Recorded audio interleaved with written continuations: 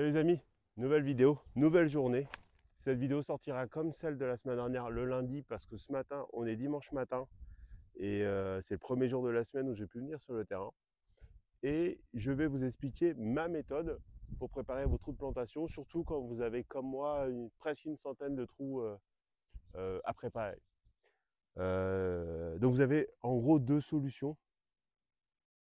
La première, c'est de faire la même tâche sur chacun des trous. Alors par exemple, c'est d'enlever les pierres si vous êtes dans un terrain comme le mien, caillouteux. Ensuite, c'est de ramener de la terre dans chacun des trous. Ensuite, c'est de mettre de l'amendement dans chacun des trous. Ensuite, de mettre le paillage dans chacun des trous. Et après, de faire la partie irrigation. Ou alors, vous le faites trou par trou, c'est-à-dire premier trou, vous enlevez la caillasse s'il y en a, vous remplissez de terre, vous mettez l'amendement. Les deux solutions sont possibles. Sachez que pour moi, la plus simple, c'est de le faire trou par trou, parce que ça fait des petites victoires. Vous voyez les choses avancer. C'est un petit peu comme si vous créez votre société et que le premier jour de création, vous fixez comme objectif de faire 1 million d'euros de chiffre d'affaires par mois. C'est peut-être possible dans le futur, mais comme premier objectif, ça semble un peu ambitieux, sauf si vous êtes sur un secteur très très particulier. Donc vous allez peut-être commencer par un objectif un peu plus atteignable facilement, qui est je ne sais pas, de faire un chiffre d'affaires suffisant pour couvrir tous vos frais.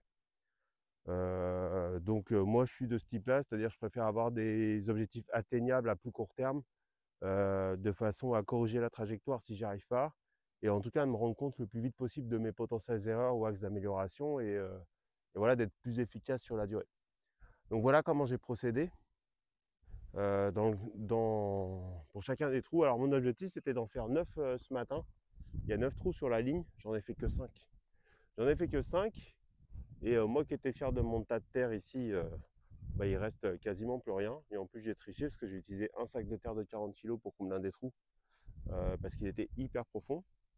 Mon tas de paillage, c'est pareil, il y a presque plus rien.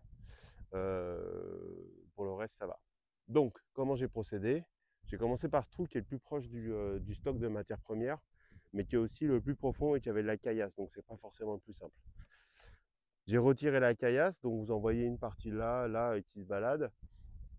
J'ai rempli de terre, donc j'ai mis 2 brouettes de terre. D'ailleurs, parlant de brouettes, là on a passé une semaine avec ma femme un peu compliquée parce qu'on a lancé notre autre projet, et voilà, faut se lever tôt, faut se lever à 5 heures pour le faire. Et la semaine dernière, j'en avais pas parlé dans la vidéo, mais je m'étais réveillé dans la nuit, j'ai eu une insomnie à cause d'une douleur au bras. Alors le bras droit, pas le gauche, qui est un peu plus sensible à cause du cœur, mais le bras droit. Et en creusant, on pense que je me suis fait une élongation.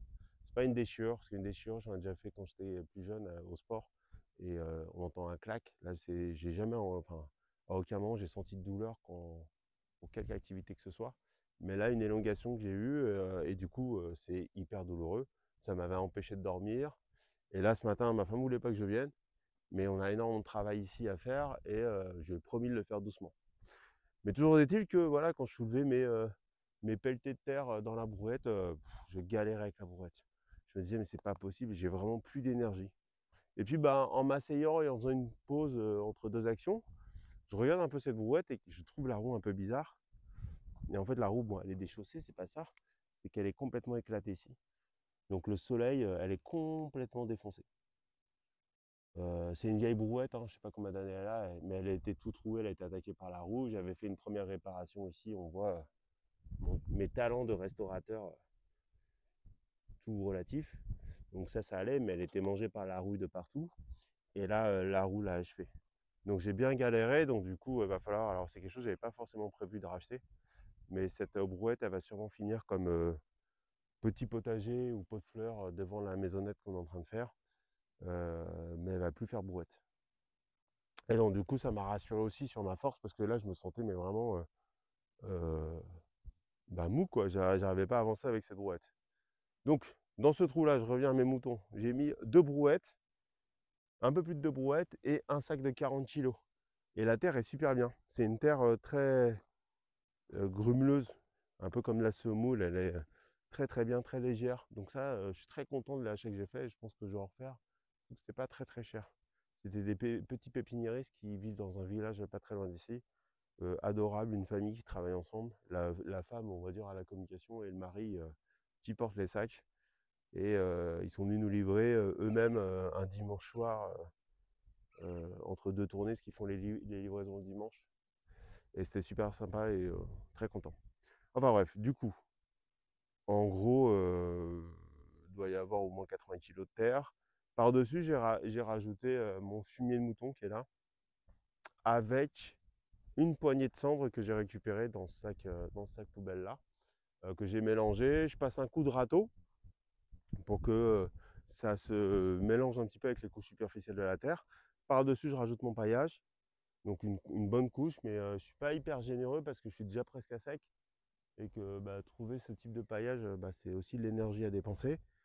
Et par-dessus, des beaux cartons lestés par des pierres. J'ai fait ça sur 1, 2, 3, 4, 5 trous. Des trous plus ou moins difficiles. Alors celui-là, il était dur parce qu'il y avait pas mal de caillasses. Celui-là, ça allait en termes de caillasses, mais il était relativement profond. Celui-là, j'ai galéré parce que c'était des belles pierres à sortir. Et celui-là, le dernier, c'était un cauchemar. Un cauchemar parce que c'est des toutes petites pierres et de la poussière de pierre, je sais pas quoi, à la pelle, c'est galère, à la main, c'est galère. Enfin bref, c'était cadeau. Et donc sur celui-là, je me suis arrêté, je me suis dit, ça suffit. Après ça, j'ai mis en route l'arrosage. Et du coup, maintenant, j'ai 5 trous qui sont en train, on va dire, de mariner, de mijoter, et qui vont être prêts pour la plantation. Donc ça, c'est pas mal. C'est-à-dire que si à un moment, je me retrouve bloqué pour faire le reste des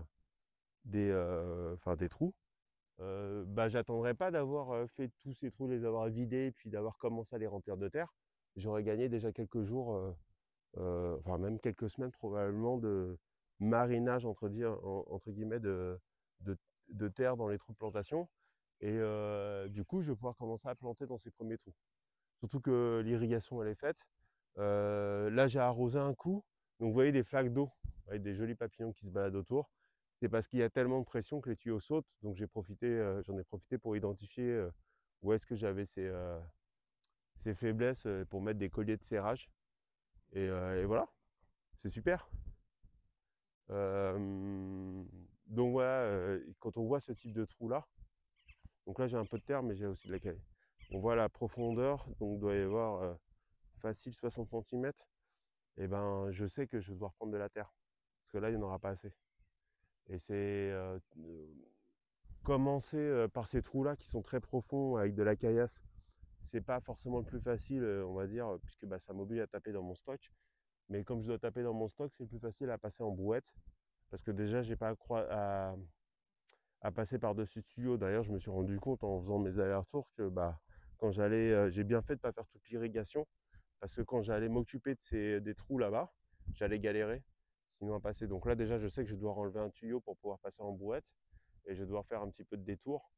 Parce qu'il est hors de question que je roule sur ces tuyaux-là. Parce que je sais qu'ils ne vont pas du tout aimer. Surtout quand je suis chargé de terre à ras-bord. Donc voilà, peut-être que pour les prochains trous, je commencerai par le fond et je ferai mon système d'irrigation au fond. Comme ça, je ne gênerai pas les trous d'avant. Surtout qu'au fond, il y a pas mal de trous qui ont des gros tas de terre à côté où j'ai pas besoin de ramener de terre supplémentaire. Et donc ça, c'est plutôt une bonne nouvelle parce que la terre, ça pèse vite, vite lourd. Donc voilà.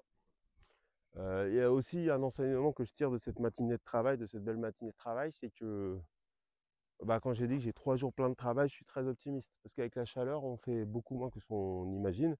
Que dès 10 heures, ça tape méchamment. Les UV sont très forts, donc on bosse au ralenti.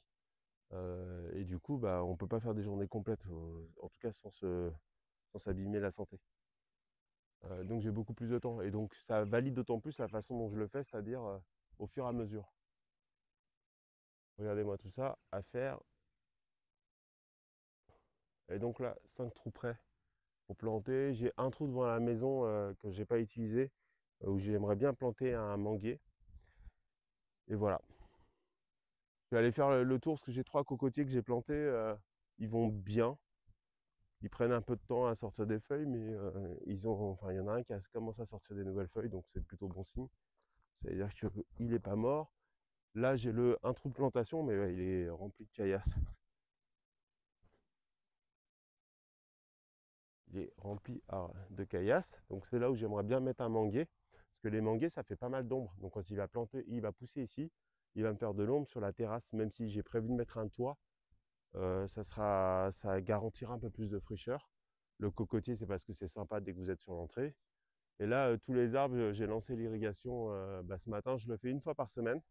Et ils ont l'air plutôt pas mal. Hein, j'avais présenté la semaine dernière, j'avais fait un point de suivi, donc je ne vais pas le refaire là. Je vais juste confirmer, je me souviens plus si je l'avais dit la semaine dernière, mais le goyavier qu'on a, enfin, un des goyaviers avait fait des boutons floraux, et donc les fleurs sont bien sorties. Donc on en voit, j'en ai vu ce matin en arrivant, donc là on voit des restes de fleurs. Donc je ne sais pas si ça va faire des fruits, je n'ai pas regardé comment ça fructifiait. Mais en tout cas, je suis très content. Je suis très content. Là, on voit un autre bouton floral qui vient, enfin, d'autres boutons floraux. Là, on voit des fleurs, des restes de fleurs. Donc ça, c'est super. Parce que tout le monde le sait, les fleurs, c'est les prémices des fruits.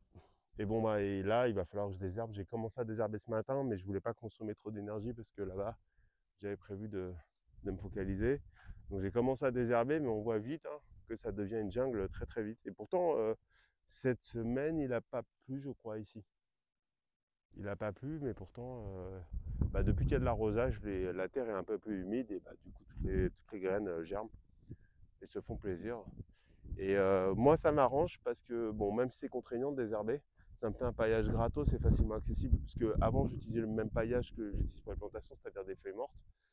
Mais là, j'ai vraiment besoin d'un énorme stock pour cette plantation d'arbres.